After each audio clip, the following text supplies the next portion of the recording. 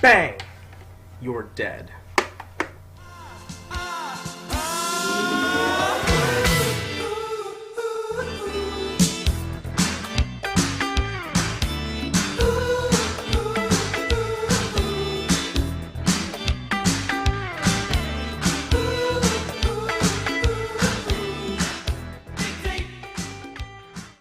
Hello everyone, the Afro Avenger here with another album review, and this time it's going to be You're Dead by Flying Lotus. It was released October 6th of 2014.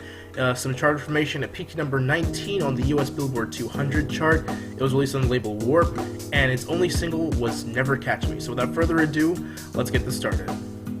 This album was experimental hip-hop producer Flying Lotus's most recent release, and I've been wanting to check it out for quite some time, and now that I have to say, this was a very outstanding project. The sheer amount of detail and keeping on point with the theme is all too impressive.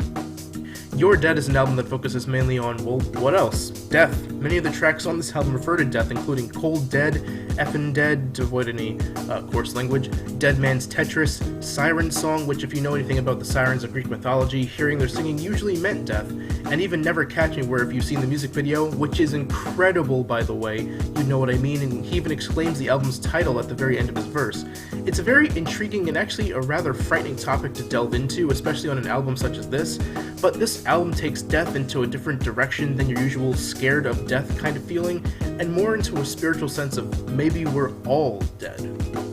The majority of this album is actually instrumental. Very few of the tracks on here have any vocals at all. The first 4 tracks are completely instrumental, and the 5th, which is Never Catch Me featuring Kendrick Lamar, is the very first track with any vocals, but even then, Kendrick's only rapping on about the first third of the entire song, and lends his vocals at various sections within the song.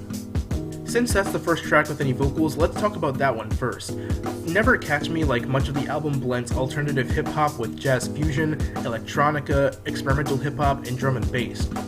Being the only single of the album, of course, it's one of the best tracks there is. Kendrick's rapping is, as always, is absolutely on point as he's talking about spirituality and its odd but necessary relationship to death, as well as speaking on what death probably feels like.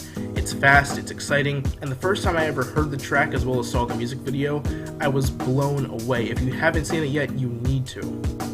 The track that comes after this one is one of the other few tracks on here with any vocals, and that's Dead Man's Tetris, which features Snoop Dogg as well as Flying Lotus's rapper alter ego, Captain Murphy.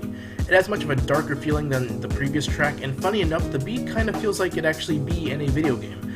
Again, it's speaking on death, and Snoop Dogg's verse on here is actually really dope. It's short, but it doesn't miss a beat.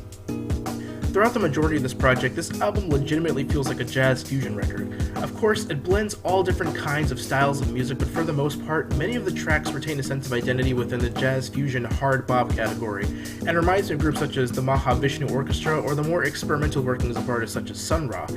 However, different tracks take different approaches. Some tracks like Obligatory Cadence feel much more like a straight alternative hip-hop kind of track, while tracks like Ready or Not boasts more of a lo-fi, electronica, simplistic type of style, and a track like Cold Dead is more of a style of Jeff Becky and Return to Foreverish kind of rock-influenced jazz fusion. As you can very well tell by now, this album is incredibly diverse, and even though it's about 19 tracks, each track is actually very short. The longest track is actually Never Catch Me, while most of the other tracks barely even pass 2 minutes. But each one is packed with something fresh and different than the previous track. Never Catch Me is nothing like Dead Man's Tetris, and Turtles is nothing like Ready or Not. One of the vocalists who is actually a recurring vocalist throughout this project is Angel Deradurian, who first lends her vocals on the track Siren Song, but she's mainly chanting.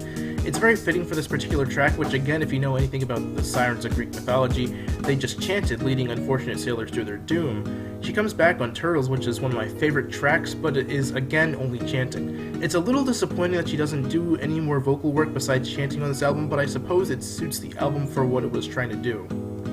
Descent into Madness features bassist and frequent collaborator Thundercat, who is doing vocals on this track. It's eerie, dark, brooding, and this is only made more clear by the arpeggiated bass line chimes or glockenspiel.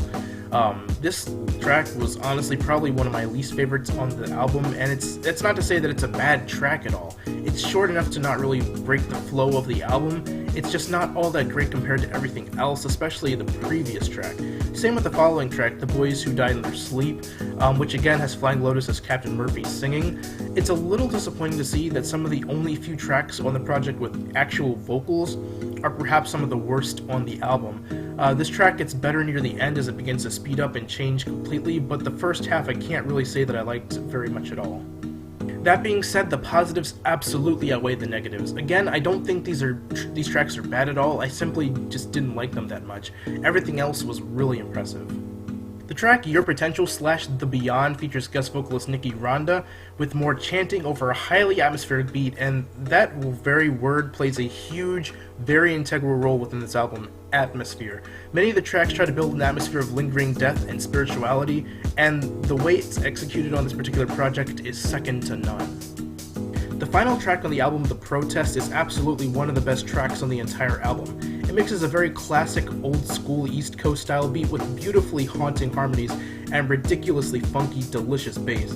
The only problem is that it doesn't quite feel like a good song to end the album out with. It's the kind of track that feels like it would have been somewhere near the middle, or at least near the end. In fact, none of the tracks really feel like they could truly end the album out except for one, and that's Never Catch Me, simply because of how fast and exciting it is. It would have made for a really good ending track in my eyes, much more so than The Protest. Overall, this was a really good project, and I enjoyed it quite a bit. My favorite tracks were, and there's a lot of them, Tesla, Cold Dead, Never Catch Me, Dead Man's Tetris, Turkey Dog Coma, Coronis the Terminator, Siren Song, Turtles, Moment of Hesitation, Obligatory Cadence, and The Protest. I can't sing the praises enough of this album for its sheer amount of different styles of music all blended into this one project. The hard bop stings of Turkey Dog Coma and Moment of Hesitation, not to mention the appearance of Kamasi Washington, who did some saxophone work on this album, the trip-hop acidic flavor of Obligatory Cadence and Turtles, the almost Outkast-like blend of R&B, gospel-inspired vocals over an old-school style beat of Coronis the Destroyer, and the drum and bass hard bop soulfulness of the track Never Catch Me truly make this record what it is. Some tracks like Dissension and Madness and The Boys Who Died in Their Sleep I didn't feel were all too great, but I believe they're more there to keep building onto that atmosphere. Again, I wasn't a huge fan of how the album ended with The Protest, albeit it's a fantastic track. I think Never Catch Me or perhaps Turkey Dog Coma or Moment of Hesitation would have made for a better closer, one of the more up-tempo, more exciting tracks. All in all, though, this album was a really great listen, and I recommend this album to anyone who's into stuff like alternative hip-hop, jazz rap, experimental hip-hop, hard bop, electronic music, or drum and bass. Well, that does it for this review. I hope you all enjoyed, and thank you all for watching. If you like this video, please hit the like button and show your support. And also, if you want to see more, please hit that subscribe button. And if there's a song or an album that you want to see reviewed that you may like or recommend, just leave a comment down below, and I will get to it as soon as I possibly can. But anyways, that does it for this review. I will see you all in the next video. So long.